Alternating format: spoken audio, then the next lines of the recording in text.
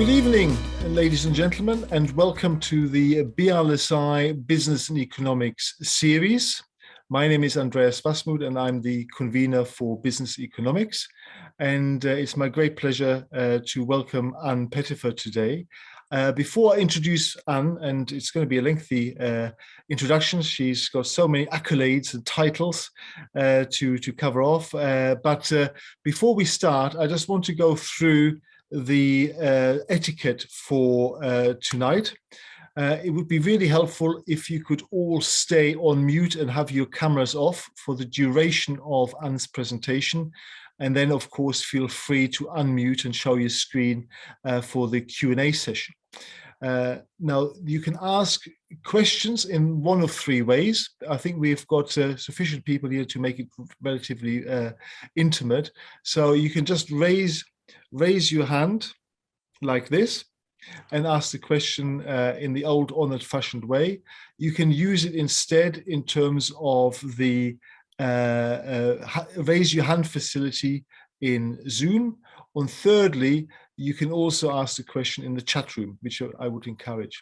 And you can also use the chat room to, if you want to have information sent to you on monthly lectures in business and economics as part of our program, then please put your email address in the chat room addressed to me, which is Brilsey Zoom. So you can just address it to me, then I can pick it up and I can add you to our email distribution list. I'll probably remind people whilst Anne is talking. So the only other thing to say from an etiquette point of view is that we are recording this talk, and it will be available on the BLSI YouTube channel in 4 weeks' time. But now to the star attraction, and I'm delighted to be hosting Anne Pettifer, economist, author, and advisor to successive governments on environmental policy. Anne is the Director of Policy Research in Macroeconomics, a network of economists researching Keynesian monetary theory and policies, an honorary research fellow at the Political Economy Research Centre at City University of London, chair of the Political Economy Research Centre Advisory Board at Goldsmith, a fellow of the New Economics Foundation, a director of Advocacy International, and a trustee of the PrEP Foundation for Pluralist Economics. She's also a member of the Green New Deal group of economists, environmentalists, and entrepreneurs. So it gives me great pleasure to introduce you to Anne Pettifer. Over to you, Anne. Thank you so much. Am I unmuted? Yes, I am. That's good. Thank you very much, Andres. It's a great pleasure to be here. And thank you to the audience who're taking a cold winter's night off to attend. I really appreciate that. I want to do a PowerPoint presentation. Before I do, can I just say, this is going to be a piece that's going to travel wide. I'm going to be covering a wide range of global issues, if you like. And I apologize in advance because I'm packing quite a lot in to what is a limited presentation. But I'm hoping that afterwards we'll have time for a Q&A and we can explore certain aspects more clearly. So let me first of all share my screen and open up. Right, so my talk tonight is titled Transforming the Global Economic Order, currently, the Green New Deal. And I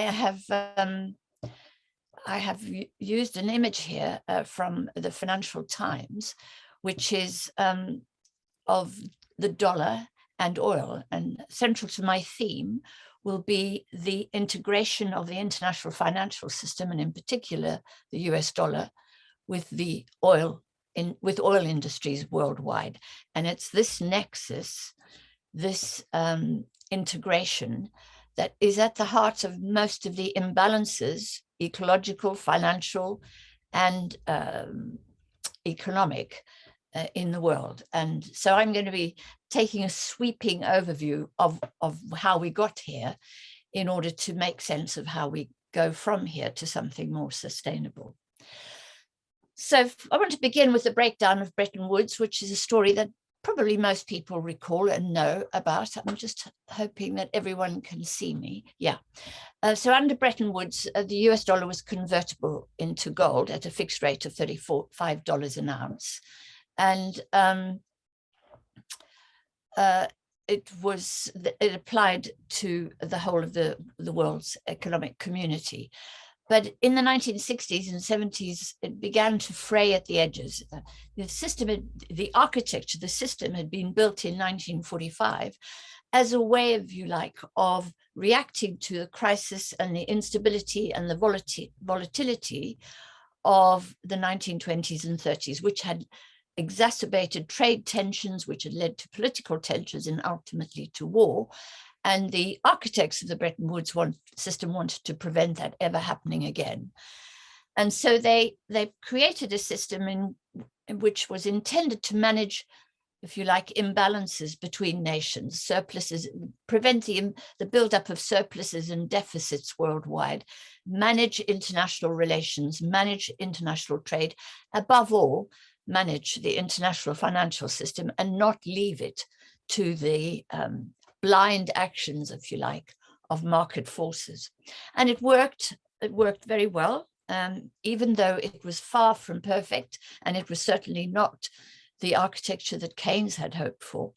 But by the 1960s, 70s, and in particular because of President Johnson's dream of a great society, the Americans were beginning to live beyond their means.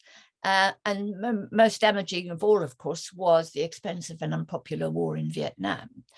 And so what Vietnam had done was to deplete the United States of its gold reserves, which it had to maintain relative to the currency it was issuing as part of the Bretton Woods system.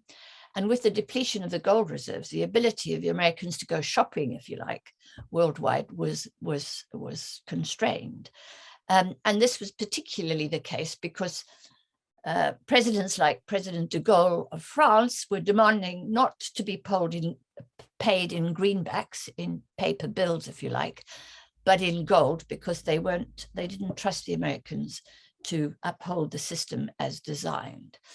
And so what happened in 1971 was that, can everyone see this? Because the way I see it, half of the... We can see it. We can see it just fine. Because something it's not blocked. Okay. So in 1971, President Nixon and his advisors, including, for example, Paul Volcker, spent 3 days at Camp David and in the process prepared to make a unilateral announcement on the night of 15th of August, 71, to dismantle the international economic order, the international financial architecture as it stood, and to do that without consulting colleagues, allies, without just consulting even experts and within the administration. Henry Kissinger, for example, didn't know this was going to happen until after it had happened. But above all, they didn't consult with their European allies and other allies around the world. And of course, it had a major impact on other countries, the decision to dismantle the system. So that provided what came to be known as the Nixon Shock, because the system, the architecture had been dismantled and nothing had been put in its place. And so there was a lot of floundering around, and of course, inflation and so on and so forth, with countries not quite knowing where they stood and what they could do, and with the United States choosing not, if you like, to take leadership in constructing a new system at that point. And then in 1973, there was another shock, which was the oil shock, and that was caused initially by the Arab-Israeli war. And that that was the year in which my first son was born. I was in hospital during this shock. I remember shortages of cotton and cotton wool and so forth. It was a really big shock to the global economic system. And so the United States had to resolve this in some way. And so what they did, what the Nixon administration did under Henry Kissinger, was to strike a deal with the Saudis. And the deal was that they would replace the system of what had once been the gold standard with a new system, which I'm going to call the petrodollar standard. So William Simon, who was the US Treasury Secretary, was tasked to negotiate with the Saudis. And in exchange for military security, protection, and in particular, protection from Israel, the US requested that in future, only dollars, US dollars, should be used to purchase Saudi oil. In other words, any country, any corporation wanting to buy Saudi oil would have to pay for it in US dollars. And that's secondly, that the US dollars earned by Saudi Arabia as a result of that deal should be recycled back into US Treasury bills, i.e. It should be used to purchase US Treasury bonds, which is US debt, and in that way to finance the US debt. It became in a marvelous way for the United States to basically finance its deficit effortlessly. And in return, King Faisal of Saudi Arabia asked only that the decision to use the oil dollars to purchase treasury bills and thereby to finance the US deficit should stay strictly secret. That was all that he asked for. So basically what the Saudis wanted, and what they have had since then, is security, military support, and security from any threats from Israel or anyone else for that matter, in exchange for the provision of this financing of the US deficit. And after the Saudi deal, by 1970, all of the OPEC nations had agreed to price oil exclusively in US dollars, and they got US protection in exchange for that. And under this deal, there was also a new era of floating currencies, but the Fed had fundamentally freed itself from the constraints that had existed under Bretton Woods, which was that the United States was limited in the degree to which it could, if you like, become profligate and spend abroad by the fact that it needed to, in a sense, balance its spending with the gold that it had reserved in Fort Knox. With that constraint removed, the United States could then effectively print dollars and, if you like, go shopping around the world. So it was printing the dollar at will and not having to match that with gold reserves. And as a consequence, the global demand for dollars would rise and fall in line with increasing or declining demand for oil around the world. The key point about this was that the dollarization of fossil fuels, the integration, if you like, the melding, the coming together of both oil and the dollar. And that, did give the Federal Reserve the capacity to expand the creation of dollars. And often when, for example, the oil price fell dramatically later, and then, of course, the supply of dollars would be contracted. But that was a great power granted to the United States. And so when we think about oil, we also have to think about the dollar. The two things are tightly integrated. And this is what matters, I argue, for us as we start to think about how we're going to tackle the gravest threat facing us all, and that is of ecological collapse. How do we end this integration and the exploitation of both, if you like, in order to be able to create a system that will enable us to tackle climate breakdown? Part of the problem, of course, is that, and part of what happened after 71 was the deregulation and the financialization of the global economy.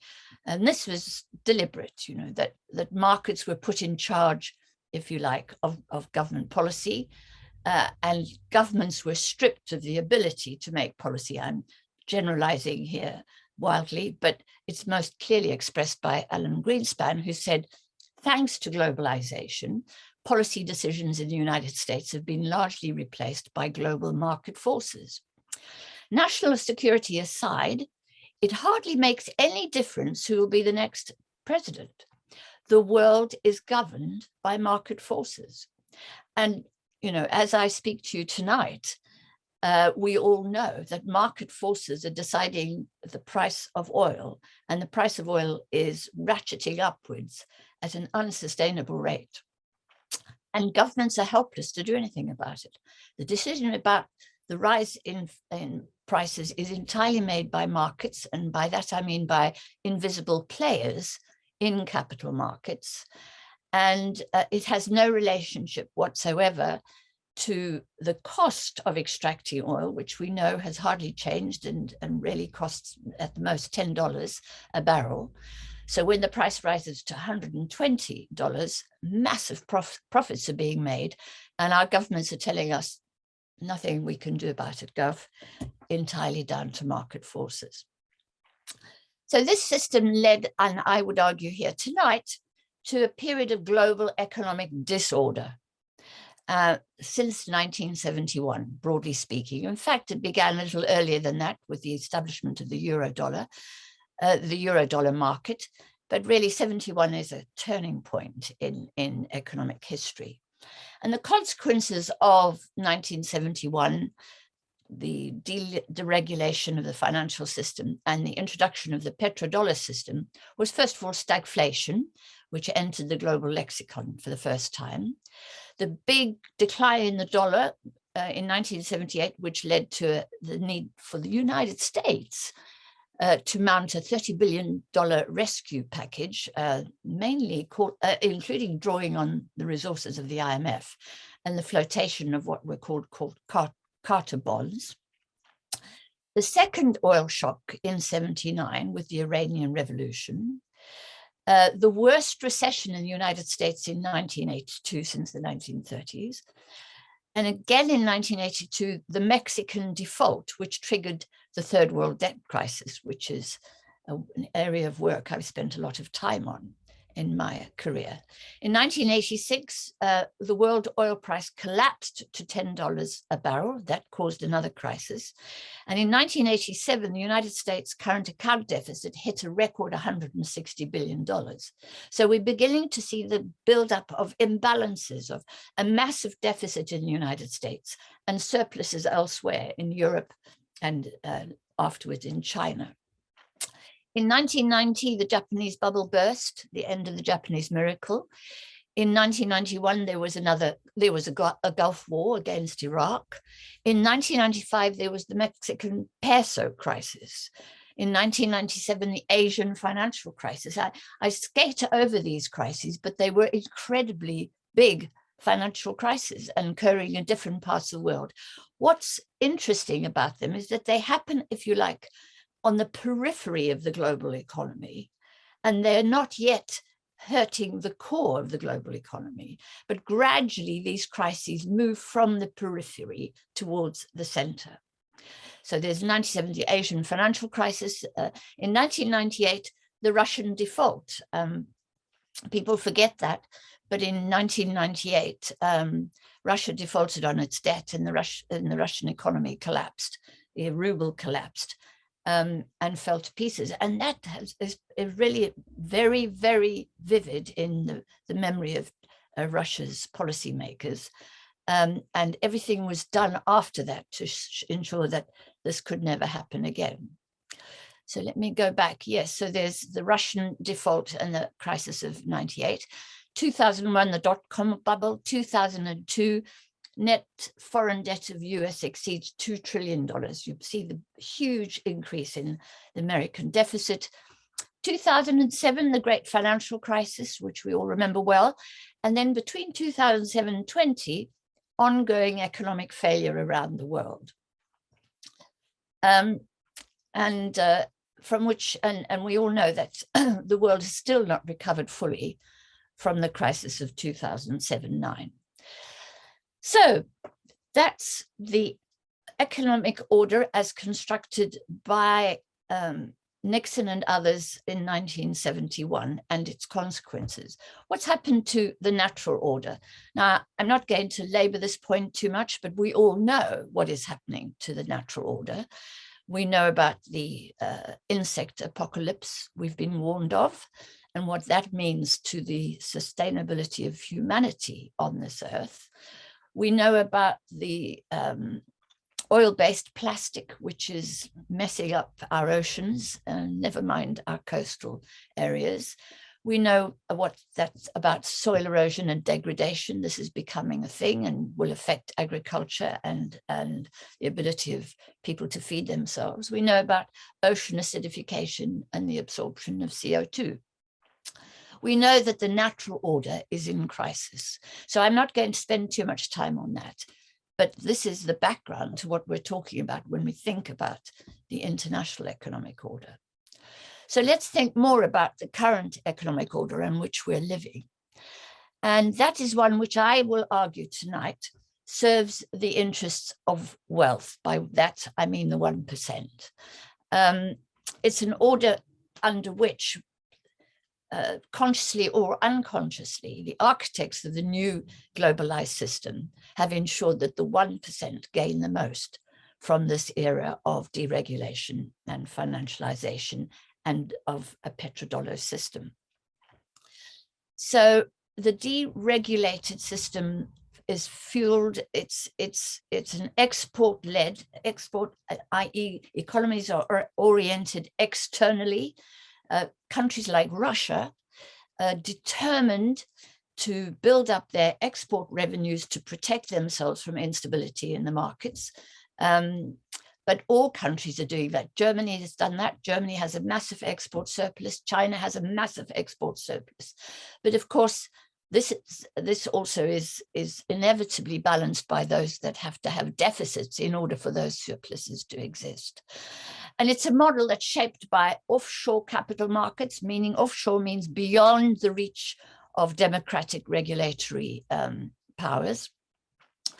And that is also driven not by productive investment in the creation of new assets, but speculative gambling, if you like, rent seeking from existing assets. And I suppose the best model for that is the London property market, or dare I say the Bath property market, where there's a finite amount of property, where there's a finite amount of land within a sort of tightly bound boundary, and money aimed at that, money thrown at this finite asset invariably raises the price of the asset, inflates the value of the assets.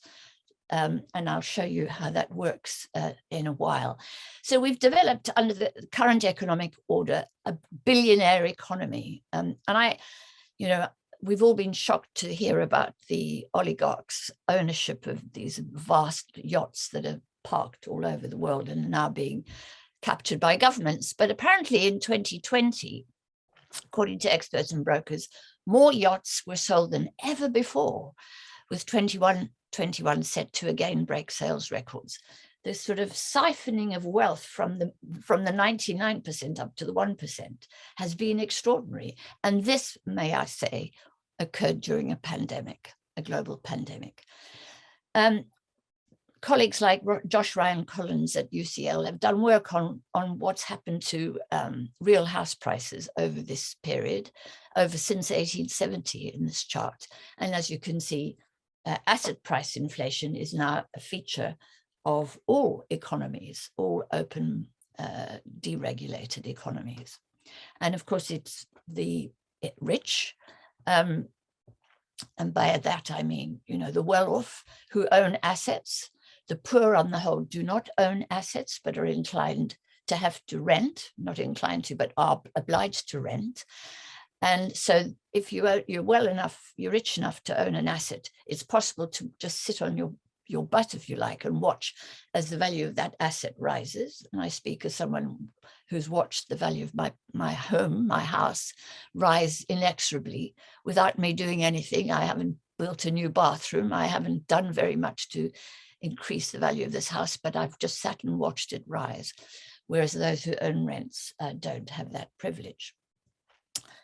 And the US Federal Reserve produced this extraordinary chart, which showed what had happened to the distribution of wealth in the United States from the 1990s onwards. And you can see the top 1% doing extraordinarily well, while for the bottom percent, their share of the economy and of wealth was much smaller, but also just static. And this, I argue, has led has led this economic order has created a global kleptocracy, and the crisis in Russia has revealed very clearly the nature of that kleptocracy. At the same time, labor's share of the economy, and by labor I mean those who work by hand or brain, has on the whole fallen as a share of GDP, of the economic cake. This is the chart for the European Union, but the same could be said about wages in the United States and in Britain as well. This is a worldwide phenomenon of labor's share shrinking as a part of the economic cake. And then at the same time, there's a massive, if you like, criminalization of this financialized, deregulated system. The Bitcoin is as Nicholas Taleb has argued, a Ponzi scheme, but there's all kinds of criminality and fraud associated with financial deregulation. Drug dealers love the fact that money flows across borders without any hindrance whatsoever. Russian oligarchs have wallowed in the movement of their wealth away from the Russian economy, Russian oversight, and into London, for example, Londongrad. And no questions were asked. And we, I think the British government has not much to be embarrassed about in its willingness to allow such capital mobility, such free movement of often stolen and wealth into our country. And it is wealth that's flooded our markets and therefore inflated our housing markets and deprived young people in this country of roofs over their heads. So it has had real economic consequences, this capital mobility. So having painted that picture, I'm now going to cheer you up with something even more cheerful, because the consequence of the unregulated financial system that was constructed after 1971 is populism, the rise of nationalism, protectionism, and authoritarianism around the world. As the Financial Times argued in this headline, the crash of 2007-9 led to a sense of incredible disillusionment around the world as the 1%, the chaps at the top of this building, got rescued by the Federal Reserve, the Bank of England and the ECB, the Bank of Japan, but the rest of us were in effect made to pay the price, either through austerity or falling or stagnant incomes, or for unreachable rising house prices. But of course, oil and the financial system, the integration has also fueled conflict. And I don't want to go into in great length, but you all know that there have been wars, several wars around the question of oil and access to oil. And there can be no doubt the current war that we're living through has its roots in the ability of Russia to churn out oil and gas and to use that power to fuel its military system, and to build protection, if you like, from the sanctions of the West. So oil and petrodollars are at the heart of the instability in the global economic political system. And it's had another effect, actually, and which is, in my view, debilitating for the global economy, and that is it's done what Nicholas Kaldor, the wonderful economist, argued back in 1971. It's transformed a nation of creative producers into a community of rentiers, increasingly living on others effortlessly. If you own a property and you can rent it out, you can effortlessly make money. If you own stocks and shares, if you own software, if you own a racehorse, these are all assets that can be rented out and earn rents from others just simply by the ownership of those assets. But also people then now beginning to seek gratification in ever more useless consumption, with all the debilitating effects of the bread and circuses of imperial Rome, wrote Kaldor in 71. And that has a grave impact, as we all know, on the ecosystem, this massive expansion, growth, if you like, of consumption, often useless consumption too. And it's also led in these imbalances to imbalances in emissions. And this is a wonderful chart from Oxfam, which shows that the poorest 7% of the world, this dark green group at the bottom, which is overwhelming majority of the world's people, the poorest, emit only 7% of carbon emissions worldwide. 41% of the middle classes of the world, and I include myself in that, are responsible for a big bulk of those emissions. But 52%, and in fact, 37 and 15%, 52% of emissions are the responsibility of the richest 10%. And in particular, this black line indicates the emissions of the 1%. One person in this chart represents that elite, and they are responsible for 15% of carbon emissions, double the amount that the world's poorest people, the world's poorest 50%, are responsible for. So these massive imbalances and injustices have naturally caused enormous dissatisfaction and anger around the world, and have consequences for us. I won't go through those numbers again, but you'll have them on the slide if you do keep the slide. So what is the big economic problem that we face? I would argue that the system places huge sums of the world's savings in the hands of a plutocracy.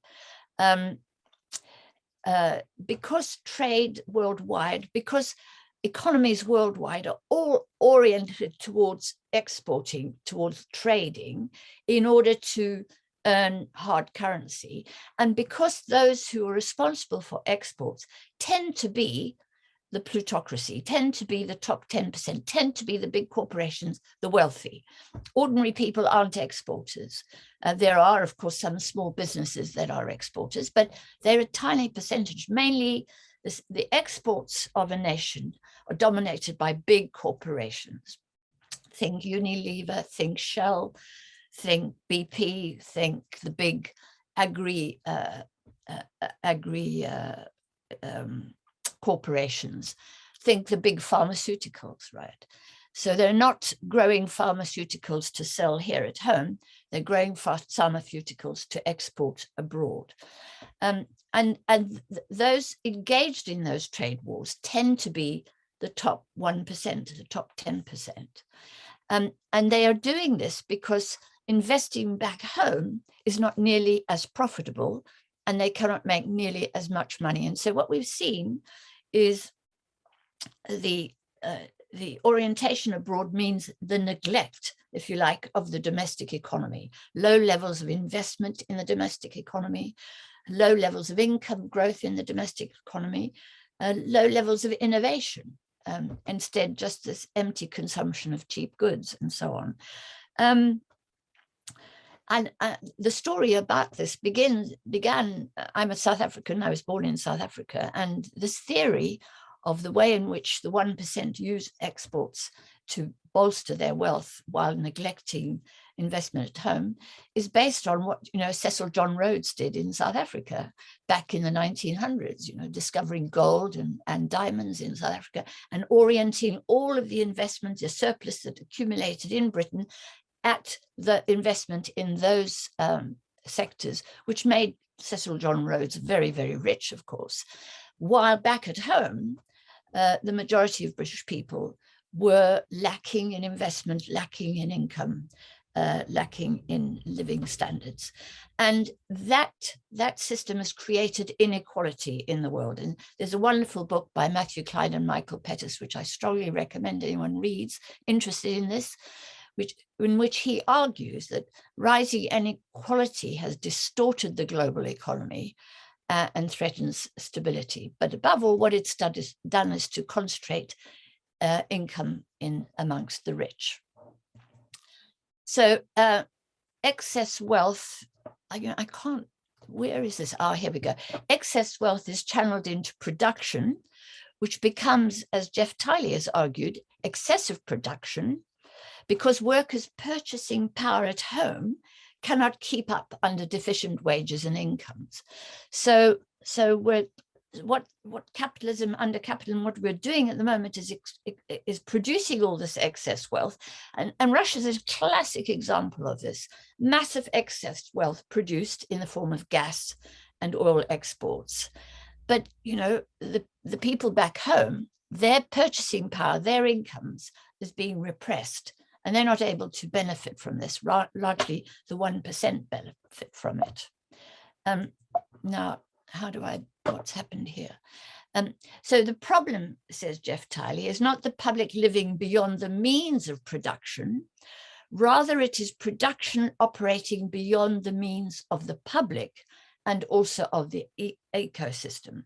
So we simply have to look at, you know, the massive amount of goods and stuff that we recycle, the enormous amount of consumption of goods, which then are, I mean, think only of the fashion industry, think only of the discarding of new clothes by young people who buy an outfit on the internet, so that they can photograph themselves on Instagram and then throw the thing away or return it back again or whatever. This kind of reckless overproduction is actually beyond the means, and we're speaking here very generally and at aggregate level, beyond the means of the public, whose incomes have been repressed, if you like.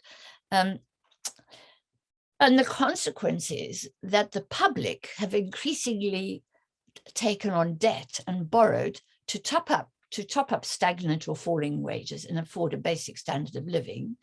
And firms have done the same. They've not been able to sell a lot of what they've produced, and they've become increasingly indebted. And this became a problem during the pandemic when interest rates fell very low and firms just piled on the borrowing, and they're now sitting on high levels of debt. And we know that interest rates are bound to rise. So ultimately, excess production, the inflation of debt, and deficient incomes leads not to prosperity, but to financial collapse and depression. That's the problem of the system as it's currently constructed. So having depressed you with that story, and I hope not overwhelmed you with all of that, which I've skated through quite quickly, I want to argue that there is hope. There is a plan B. The old world is dying, yes, and the new world struggles to be born, yes, and now is the time of monsters, yes, that is also the case, but there is hope. There is a plan B, and it's called the Green New Deal. And as Professor Adam Tooze has argued in his Substack page, the one body of recent political thought that did attempt to address the intersection of economic, political, and social arguments with the environmental crisis was the Green New Deal. It grasped the need to think through the environmental crisis, social and economic policy at the same time.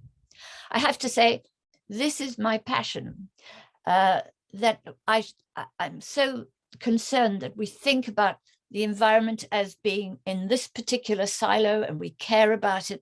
We hug trees, we grow wildflowers, we look after the bees, but we don't see the connection between our financial system and the world trading system, and in particular oil, and the connection between the currency that we use across the world and oil. That's sort of, it's almost as if it's beyond our capacity to look beyond the horizon and see those things. And I don't think it's entirely accidental. I think quite a lot of our public discourse and our commentariat focuses on the micro, if you like, focus on the thing on our doorstep, and neglect to discuss this bigger thing, which is the architecture, the international financial architecture, the roof under which we live, if you like. So the Green New Deal is about transforming the world economic order. And I know that sounds ambitious, but it's based on the experience of Roosevelt's New Deal, when he achieved a transformation of the global economy. He achieved the restoration of public democratic authority over the US financial system, and then later over the globalized financial system under Bretton Woods. So with Roosevelt, and I don't want you for a moment to think that I'm not aware of Roosevelt's great weaknesses, which included an addiction to oil, but also policies that were effectively racist and sexist. And I'm perfectly well aware of that. But there was an aspect of his administration which was extraordinary and on which we are trying to model the Green New Deal. And that was his decision on the night of his inauguration to dismantle the gold standard. Now, the gold standard was a system of globalization whereby Wall Street determined all of the major, they were in charge of all the major economic policies of the nation. They managed the value of the currency. They decided whether or not capital would flow in or out of the economy, whether capital would flow into this investment or that investment. They decided on the rate of interest, which is an incredibly important lever in the economy.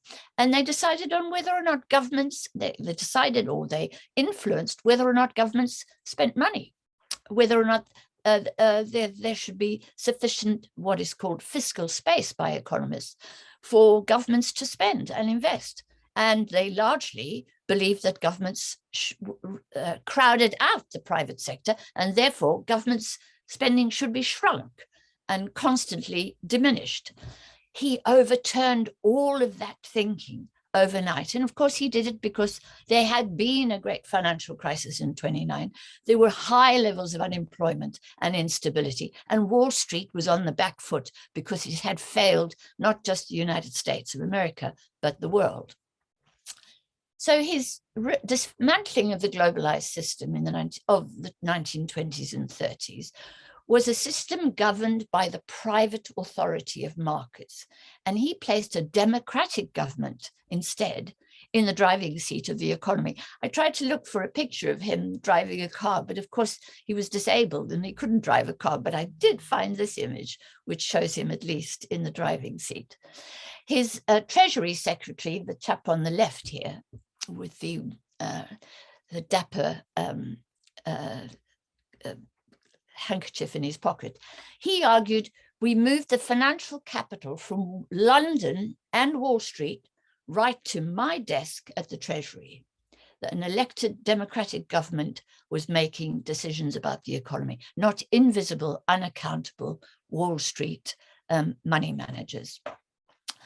So the thing about the New Deal and the thing about taking back that power was that it enabled his administration to address the greatest ecological crisis they faced, which was, of course, the Dust Bowl.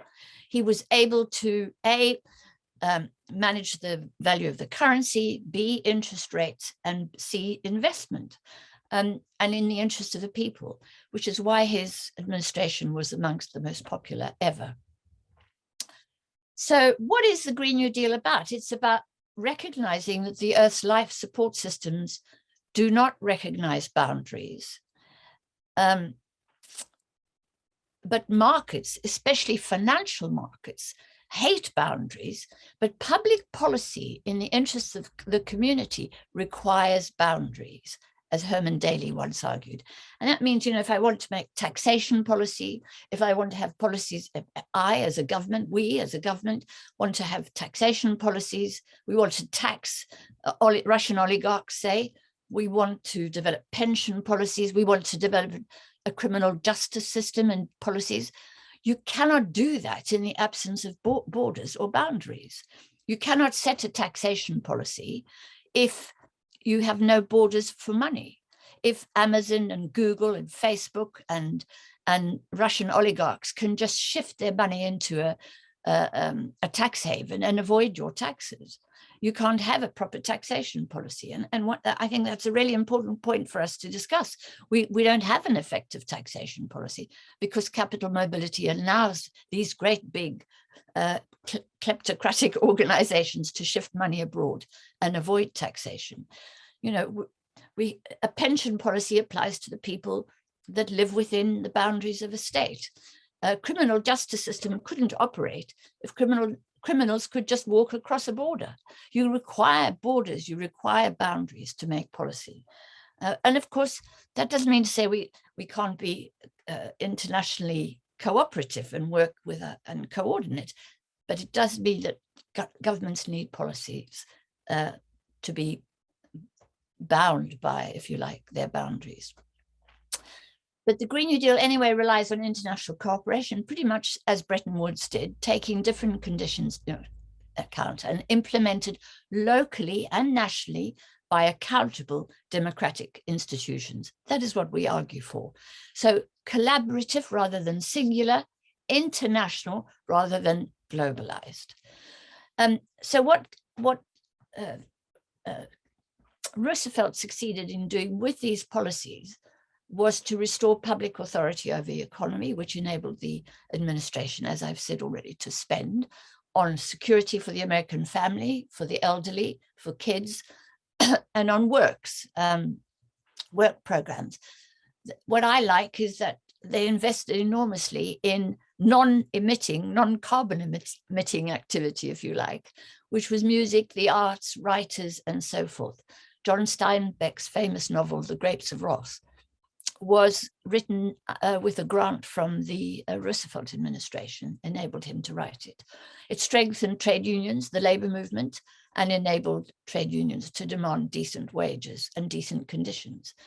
And then the Civilian Conservation Corps was pulled together to tackle the erosion of the soil and the ecological crisis they faced. Sadly, the story of the Civilian Conservation Corps is not a happy one, despite being married to Eleanor Roosevelt, who was a feminist and who campaigned heavily for the inclusion of women in these groups. Roosevelt said no, women's place was back in the home. Equally, these were all white, and Black people did not benefit from these groups of employed workers working on conservation. Nevertheless, the work that they did do in creating nature reserves and building forests is a legacy that the Americans still enjoy. And this book about Nature's New Deal is a superb account of that. So later in 1944, the Roosevelt administration built this new international cooperative financial system, largely designed on the terms of what I call labor, or the 99%, not the 1%. And that's why it was attacked more or less immediately after it was designed by Wall Street. So to conclude, to address the triple crises of climate breakdown, economic failure, and social and political upheaval, the world needs to prepare for the collapse of globalization on the terms of wealth, the 1%, and to build a new internationalism on the terms of the 99%. This sounds like a very tough task to be asking for. It seems too big for us to cope with, but I take inspiration from Ursula Le Guin when she said, "We live in capitalism. Its power seems inescapable, but so did the divine right of kings. Any human power can be resisted and changed by human beings." And I believe that too. So I'm going to stop at that point and say thank you very much. Cheers.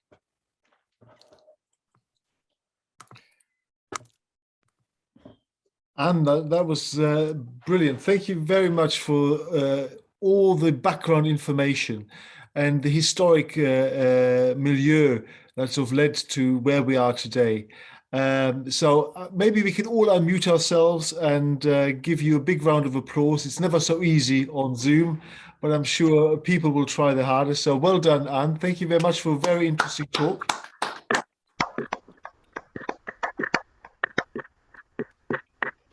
Right, well, we've got plenty of time for Q&A. So again, if you want to ask a question, just a reminder, you can ask it in one of three ways. There's a few that have come through already on the chat room. You can also just unmute yourself and show it on the screen. And likewise, you can just raise your hand in the Zoom facility. So does anybody want to ask a question face to face before I go into the chat room? People are muting. I'm not sure. Well, let's go through to the chat room. We've got one which is more of a starter question, and it's from Trevor. How do we start the revolution, Anne? Well, I think we started by ensuring that we know and understand what's going on. Part of the problem we face is that we don't know about the system. We know very little about how we are governed worldwide. We know about globalization. We know it enables us to spend our credit cards around the world and buy stuff from Amazon in California and have it delivered to our doorstep the next day. We know that we can travel and use our cards and so on. And these are all benefits. We know that we can rent out our car to Uber and earn a bit of cash, or rent out a house and earn a bit of cash. We know all of that, and we are part of all of that. And that makes it much harder to see the system and its impact and what it's doing. So how to start the revolution is, first of all, to learn and to understand. Not everybody wants to understand how the economic system works, but we need some people to have taken the trouble to understand that, and then to put pressure on the political system. And I think really the best way to start the revolution is to get political and to begin to demand access to power. Part of my problem with a lot of what happens on the green side of the political spectrum is that we're very afraid of power, and quite rightly. It's a horrible thing. It's a dangerous thing. It's immense. It can be dirty. It can force us to make very difficult decisions into compromises. And we don't want to do that. We leave that to the 1%. We leave that to the chaps in the House of Commons. We leave that to others. And we refrain from getting politically involved. And I think that's an error. We have to get it politically involved. We have to build and grab political power. It's not enough just to protest. Okay, no, that's good. I think Trevor's unmuted himself, so I think he's going to qualify his question and come back. So go on, Trevor. Thank you very, very much. Really interesting. So many points there to discuss. I wish we were live in BRSL to discuss it. I agree with you totally on everything. And just one thing, particularly on the 2007 financial crisis, if you look at there, absolutely nothing has been done since then. And even the things that were put in place during the crisis to try and solve the problems, like short selling, for example, were immediately revoked when we supposed the crisis was over. Yeah. But my question about revolution is, things will not change, I don't believe, and the real revolution, and I mean revolution, will not happen until the people who are most affected by it, the 90%, really know all the things that you've told us tonight. So my question is, how do we get this message out to those people? Because those people are not members of BRLSI. They're right. Not going to read this in the press, because the press are part of the 1%. They're not going to get it. So how do we get the message out to the people who can really demand from their politicians that something happens? Well, first of all, I want to say two things here. One, never underestimate the intelligence of the public, never. The public is quite capable of understanding. When I by the public, I mean generally, it's quite capable of understanding this stuff. It's not rocket science. So that's my first point. My second point is, I've had experience of leading a campaign, Jubilee 2000, an international campaign. When we began that campaign, we were asking for people to support a campaign to cancel the debts of the poorest countries. $300 billion of debt about is what we asked for. And people said, what's that got to do with me? You know. And anyway, all of those poor countries in Africa and Latin, those black people, aren't they all corrupt? And isn't it all their fault they're in a muddle? We're not in that kind of mess. And so we ran this campaign I often called it an anti-racist campaign, because we had to deal with these arguments on a day-to-day basis. And we explained to people, look, let us explain to you how the international financial system works, how international creditors work in relation to sovereign debtors. What are the relationships between them? How are these resolved or not resolved? Is there an international insolvency framework for dealing with it? No. And to our astonishment, we wrote briefing notes, one side of a page, bullet points. We circulated this to people.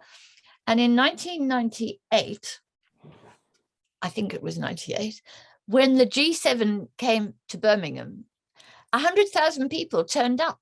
And Tony Blair at the time had Yeltsin there and Clinton, so on. And the Foreign Office knew we were organizing to mobilize a crowd at that event.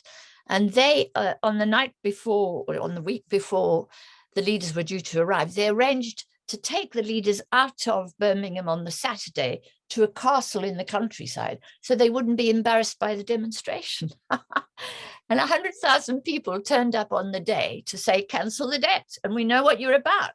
And we've studied the subject and we know what we're talking about. And there were no leaders. And so what happened was 3,000 journalists were in Birmingham to talk to the leaders, but they weren't there. So they came and talked to us. And pretty soon I got a call from Alistair Campbell. Tony Blair, the Prime Minister, was flying back into Birmingham, wanted to meet us and talk to us about our demands. And of course, he wanted to explain to the 3,000 journalists what were going on. So I'm telling you this story because nobody believed we could mobilize that many people around an apparently arcane issue. And nobody believed that it could have an impact. Ultimately, the G8 did write off about $100 billion of debt. It wasn't enough, but it was a big, big deal in terms. But what that taught me was people can understand this stuff. They just need to have it explained. And once they understand it, something in their belly happens. They become mad as hell. And we didn't have money. We didn't have global resources. We were a tiny little outfit.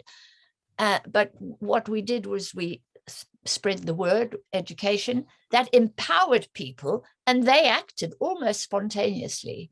And there was some leadership, we played some role in the campaign, but on the whole, people just got the hell in and said, wow, I didn't know we lent money to the Nigerian dictators so they could buy our armored cars and kill their people. Oh, why did we give them money to do that?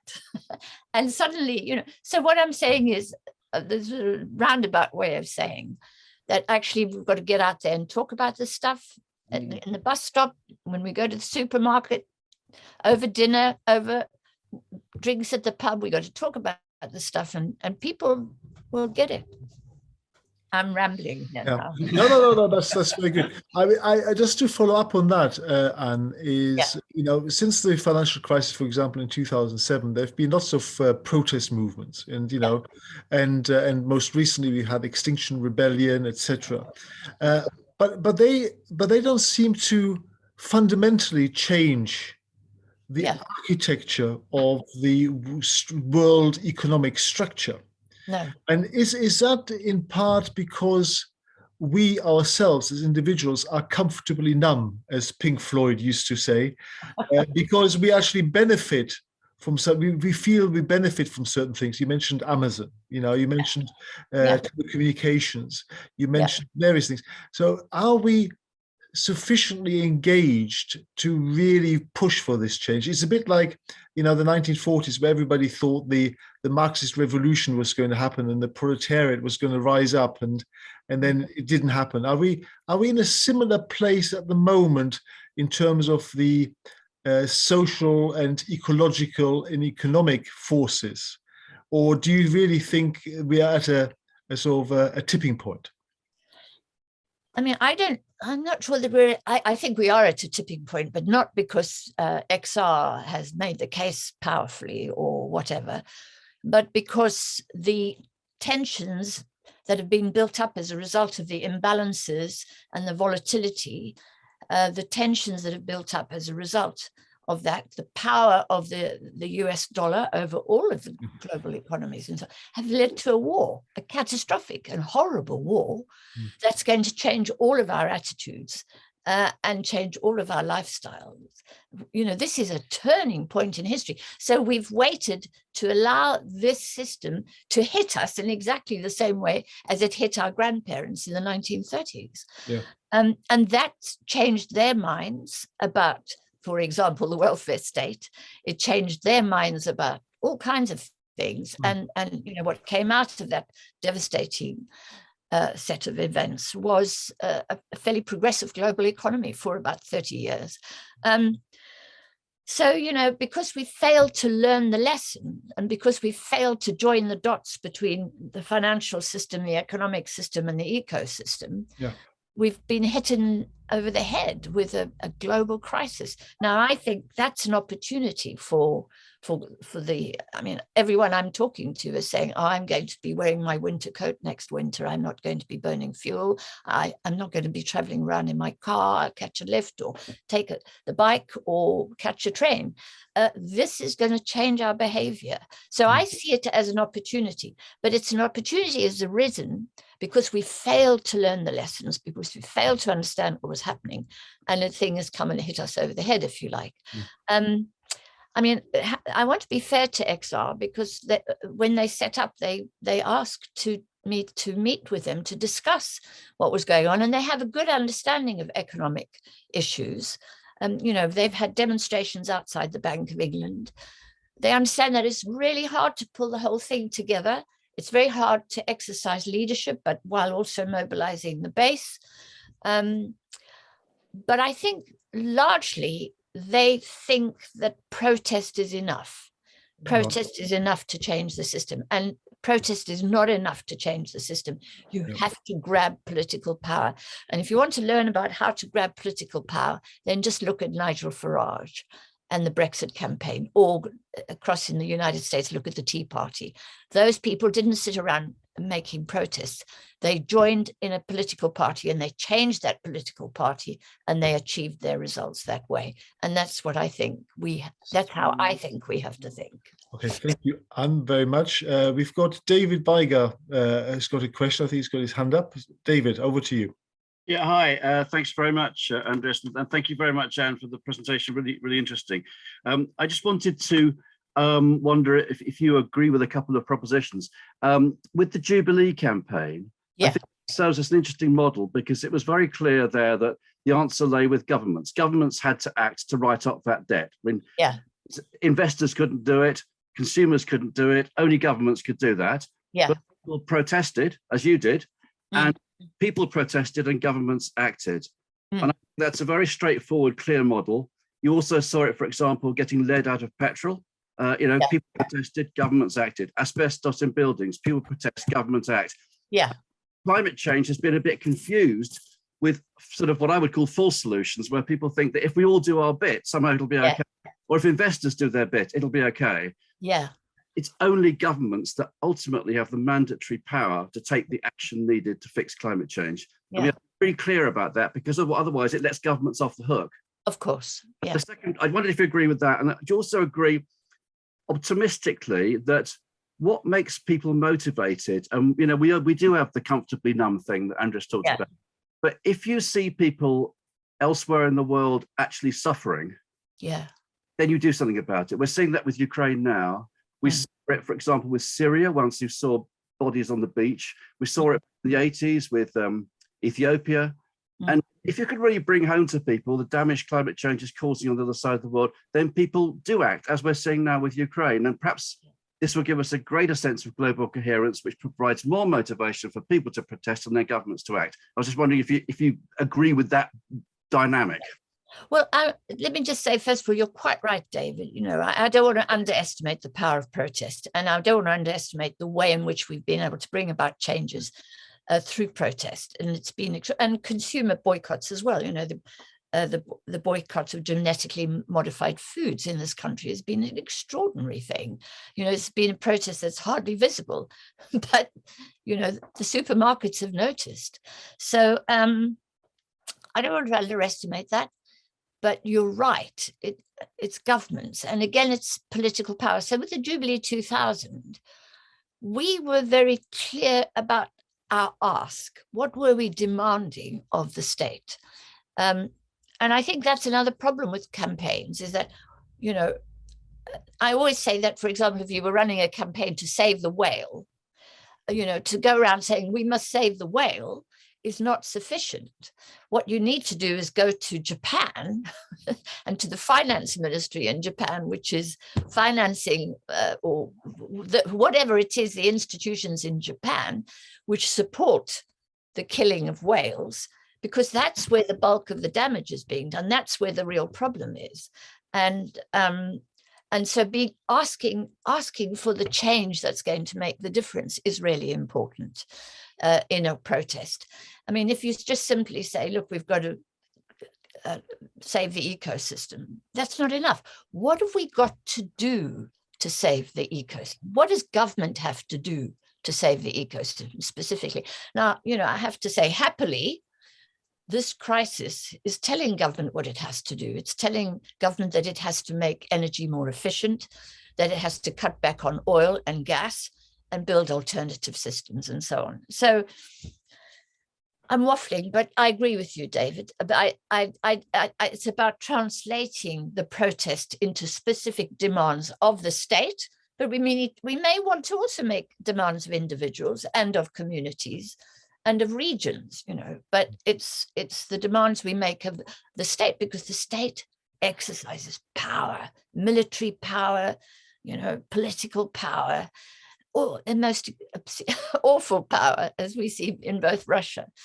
and here. And you know, we must not leave that institution on one side and think that's nothing to do with me. I don't want to dirty my hands with that stuff. Okay, good. Now, and David, the only thing I would add to what Anne has said is that, as far as I'm concerned, I think we need to look at both the macro and the micro. So I think the governments need to be called to action to actually do something about the ecology, the social disparate inequalities, etc. But I think we need to also do things, because at an individual level, in terms of the ecology and our social life, because as Anne highlighted earlier, is actually most of the system isn't actually operated by governments. It's actually by international, multinational companies, and the flow of money. So I think we both need to do it. The individual and the states and the multinationals need to actually do this together, and we do need to exercise our rights to not buy certain products. And you know. Can I just come back on that a moment, Andres, though, because I used to work for one of those big bad multinationals, and the progressive ones amongst them would like to act, but it's difficult for them to act, because if they go out in front, then they will lose value. If they're switching, for example, you know, from black to green electrons, so it puts them in a difficult place. They want the governments to give them the framework and give them the lead. Yeah, absolutely, and absolutely. So the government can provide the framework, but also as individuals, we can change our habits. So, for example, you know, changing our diets, changing, you know, the kind of trends in terms of veganism, vegetarianism, for example, and the food industry have changed massively as a result of consumer demand. So I think it's pull and push from both sides. Yeah. I agree. Good. Well, listen, I've got another question here from Georgia in the chat room. Do you think that the extent of financing of the fossil fuel industry through banks, bonds, and capital markets is crowding out investment in green energy? Yeah, absolutely. Georgia, you're right on that. And, you know, this is where we leave the market to decide on where often our money should go.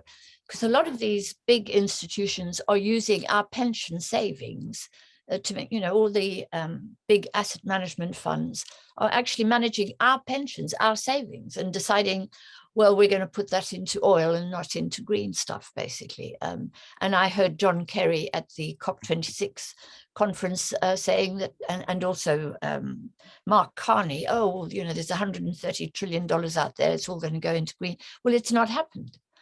It turns out they're not going to do it. And of course they're not going to do it, because it's not nearly as profitable to invest in green energy then it is profitable to invest in oil and gas. Look at the money you can make from oil and gas. Why on earth would you take, and why would you take Anne Pettifor's pension and put it in green stuff when you can put it into oil and gas? Yeah. You know, that's the problem. Yeah. We have to subordinate the market. We have to subordinate those who manage and control the markets to the interests of society. Yeah. And that means we've got to manage, and it comes down to this, manage capital mobility across border, manage interest rates, not leave that to the market, manage the flow of investment. Governments have to do that. Now, when you say that, you know, the right and the far right, the right say, well, oh, this is socialism, this is communism. It isn't actually, it's capitalism. Yeah. But it's capitalism, managed capitalism. What Keynes said was not that Keynes was an old capitalist, but he understood that you had to manage capitalism. You couldn't just leave it to go anarchically mad across the world and create mayhem. And above all, he believes the most important aspect of his theory was you have to manage money, because money isn't a commodity. Yeah. Money isn't like oil and gas. Money is a social construct. It's nothing more than a promise to pay. And if you don't manage it, it can go phew and expand massively and blow up your whole economy. So it's called the general theory of employment, interest, and money. It's not the general theory of tax and spend, as all his enemies would have you believe. He thought if you managed the monetary system, then you could manage the rest of the system. But our governments say, no, the monetary system, leave that to the market, leave that to the Federal Reserve. Yeah, it's nothing to do with us. You know, we're only politicians, and so on. Okay. And they get paid to think like that, of course. So. Good, thank you for that. Now, Georgia has shown her video, presumably because I only asked half a question. Do you want to follow up with anything, Georgia, or not? Yeah, I was just going to say that there's this concept of crowding out finance, but also what you're doing is crowding out all the materials, the expertise, the human energy. Indeed. As well, because it's all being diverted towards the fossil fuel industry. So we don't have all of that available for green energy and other green projects. Yeah. So I would argue that, you know, many ways we're underemployed. We're not utilizing our wonderful human resources. You know, we have people in dreary jobs, delivering for Amazon and that kind of stuff, where those people could be trained up and be doing interesting work. We could, for example, have a much bigger care economy, which is something that our society desperately needs. Caring for the young, nurturing them and education, caring for the poor, the elderly, caring for those who are poorly and frail. And you know, you could train people up and skill them in the care industry, which is not a necessarily carbon emitting sector, and upgrade their skills and upgrade their own sense of well-being and fulfillment. And we're not doing that. We're leaving them to become employees of these big Silicon Valley outfits who give them dreary jobs, bullshit jobs, to quote David Graeber. So I fully agree with you, Georgia. Good. Okay, we've got another one in the chat room by Maz, and Maz asks, while it is very encouraging that you see the nation-state system as part of transitioning to a green economy, how will governments tackle the power of globalized finance when they're entirely captured by finance and weak? I don't know what weak it means, but yeah, so that's again a very good question. I would say two things to that. First of all, Roosevelt, right? Roosevelt took on Wall Street. So it takes courage and it takes leadership. And he said, I'm just going to do this. He wanted to do it on the Sunday morning. He wanted to take over the banks and take the gold and get hold of the gold. And his staff said, well, you're going to have to wait till Monday because it's a holy day tomorrow and so on. So that, you know, you need the courage of political leadership, and political leadership is formed by the base being politically aware. But the second reason is that the private finance sector is parasitic on the state. absolutely parasitic on the state. So for me, the way in which you would deal with finance is to say, terms and conditions.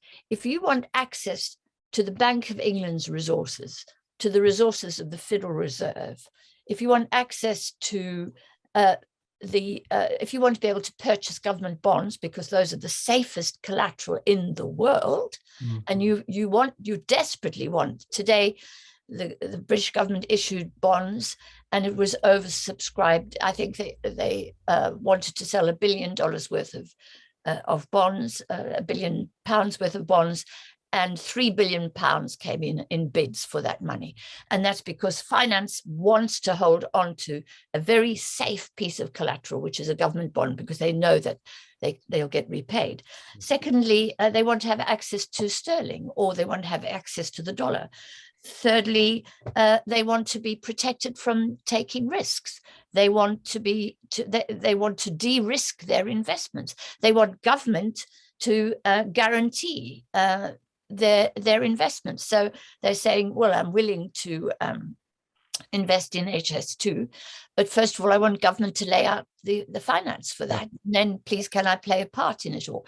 So it's extraordinary. And thirdly, they want tax breaks from the state. So we have a private finance sector which is parasitic on taxpayers. And we've got to start saying sorry. And I mean, this is why taxpayers, I would like to organize a taxpayers' revolt. Sorry, you cannot have access to our Bank of England. Sorry, you cannot bring your money to London to have access to our courts so you can divorce your wife or challenge, someone who's stolen your money. We pay for our courts, for our public legal and criminal justice system. We pay to keep our streets secure so that you can walk along the streets safely through our policing system and so on. These all come out of taxpayer money. This is taxpayer money. So the terms and conditions of you participating in these public resources are that you'll do this, that, and the other. So Maz, what I'm saying to you is that the state has far more power than it's willing to use. And the power that it has is the conditions it can attach to access state resources. Now, the fact that the state doesn't do that, the fact that politicians are really happy to bail out the finance sector after the general financial crisis, to bail out the finance sector in March 2020 when the pandemic was announced, and no questions are asked, that's our failure. And we've got to do something about that. We've got to demand that private Wall Street and the City of London should be denied access to public resources except under certain terms and conditions. Okay, thank you very much. And we've got a different question now from Paul. Are you not overlooking the reaction of business to consumer demand? Fast fashion, for example, is not driven by financial institutions, but by the desire for cheap clothes. Let me just go down, see if I can get that further. As part, it's disappeared. Paul, can you unmute yourself and ask the question? Because it's I mean, it's just picking up your point, Anne. I think what you're overlooking is what people actually want to do themselves. Because, so I quoted that, Andreas mentioned fast fashion as an example. What drives fast fashion is a lot of people want cheap clothes and therefore they buy fast fashion. You mentioned social care workers. The problem with social care workers, and you can argue that they do a very valuable job. There's a lot of dedicated social care workers, but there are a lot, they can't attract enough people wanting to do it. So it's all very well talking about diverting resources elsewhere, but unless you can somehow make that job valuable to people, they won't want to do it. Yeah, and it's not the financial institutions, it's actually people themselves. And you mentioned Nigel Farage, you mentioned Trump. The nationalists who support them are supporting them because they don't want to make personal sacrifices. They don't believe there's an environmental crisis. You know, the environmental deniers, there's a correlation between environmental deniers and Brexit supporters and Trump supporters. Sure. So, you know, you've got to get the message across to them first before trying to blame other organizations who are basically responding to the demand of the consumer. Yes, thank you. I mean, absolutely. And some of that I agree with. On the question of the consumer's demand, I would argue that in the case of fast fashion, if you look at what's happening, if wages are stagnant or falling and people then demand cheap clothing, it's because wages are stagnant and falling. So that's just one point. My other point is, human nature being what it is, nobody wants to stop at a stop street in a fast car. Nobody wants to have to live within a speed limit of 70 miles an hour on a big highway. I drive a car, and I can assure you that I'm forever exceeding the speed limit, and I'm lucky not to have been fined more often than I do. So, human impulses can be dangerous and can endanger others. And that's why we have constraints. That's why we have regulation. So, I think people, of course, people want to consume. We have a problem of obesity. Why? Because we overproduce food, and we overproduce cheap, rich food, rich in sugar and salt. And people are, I'd love to have that, and I have it. And so we have a problem of obesity. Now that obesity, we would like to blame individuals for the fact that they're overweight and that they consume too much. But we also know they live within a system which too much is thrown at them. Bad food, and that's because the market decides how much sugar and salt is in a Coca-Cola or a drink that kids go out and buy. Whereas I think, health officials should be determining how much salt and sugar goes into those That drinks. comes back to governments. It comes back to regulation. On these things. Sorry? You've got to have government control, setting the framework to say that cheap food is not has to have constraints on the sugar and salt and in it. People eat it because they like the taste of it, and it doesn't cost very much. Yeah, I think we're agreeing, Paul. Okay. Yeah. I think you are, and I think on that note, because we're coming up to 9 o'clock, we probably call it a day. There's no more questions in the.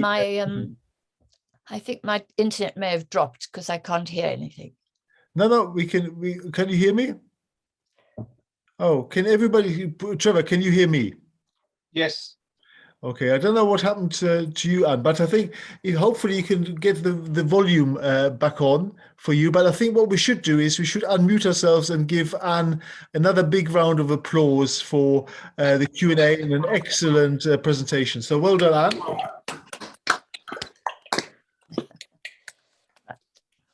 Right, I just want to talk to you briefly about what's coming up in Business and Economics Group. Pardon, Anne? I think her volume must have dropped off.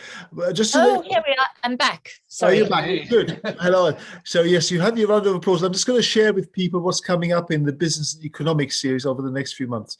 Next month in April, we have Georg Kell from New York actually telling us about sustainable investing.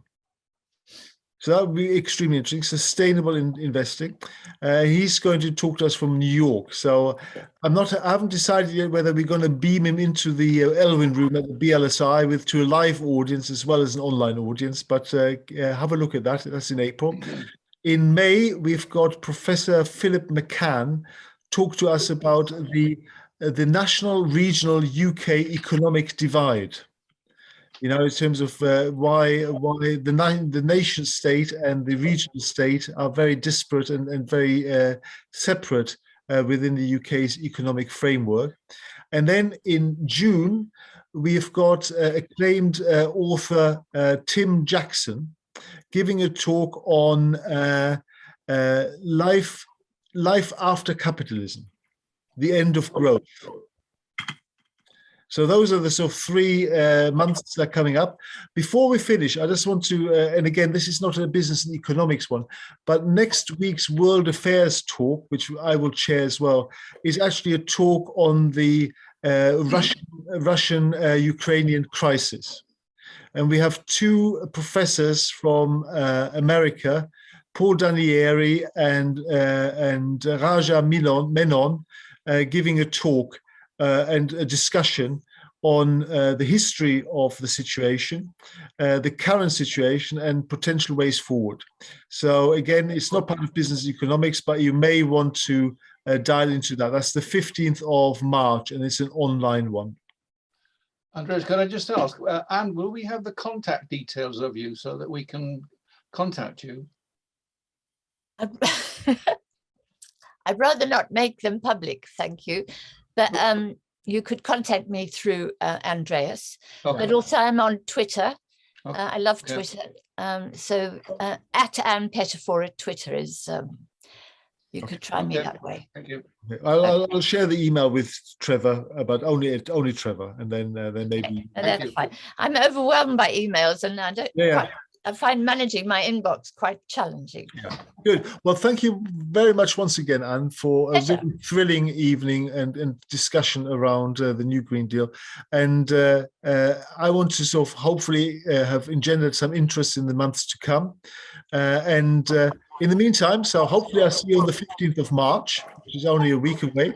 Otherwise, I shall see you for April and Georg Kell on sustainable investment. So in the meantime, stay safe. Stay healthy, and as I always ended up, stay sane, everybody. Bye. Bye.